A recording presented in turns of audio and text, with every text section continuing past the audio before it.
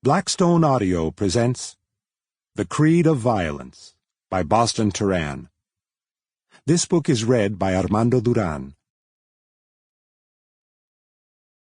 To the original Rawbone, whom I hunted for years, and to Lazaro, for that box of penny postcards and the tale of Senor Death.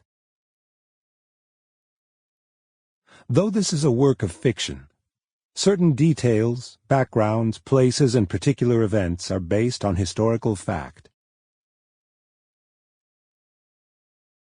Part 1. 1. He was born in Scabtown, the day Lincoln was assassinated at Ford's Theater. Scabtown was a parasitic hive of gaming, crib houses, and red-eye across the river from Fort McKavett, Texas. He was raised in a brothel behind Saloon No. 6.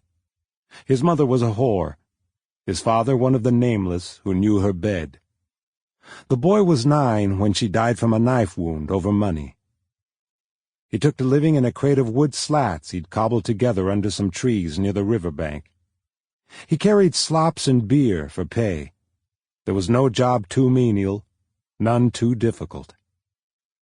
When the pestilence came, he earned wages helping an army doctor with the sick and dying.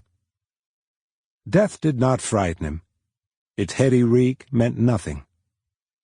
He was much like the landscape he'd been born of, a vision hostile and burned. And of those narrow streets that are the souls of men, he had seen much and learned. He huddled alone in that tiny hut with only a ratty blanket about him.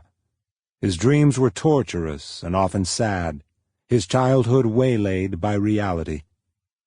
Most nights he was left to watching the kerosene lamps in the windows of that filthy hamlet and what stories were told there. The boy hated his name. After his mother died, he never spoke it. A prize-fighter came to Fort McKavett.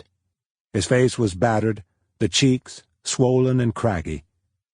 He was not a large man, but he had enormous scarred fists and a thick back. On the parade grounds he fought a much bigger man in the baking sun. The boy watched as the fighters stalked each other round by round over that shadowless dust. It was all blood and exhaustion.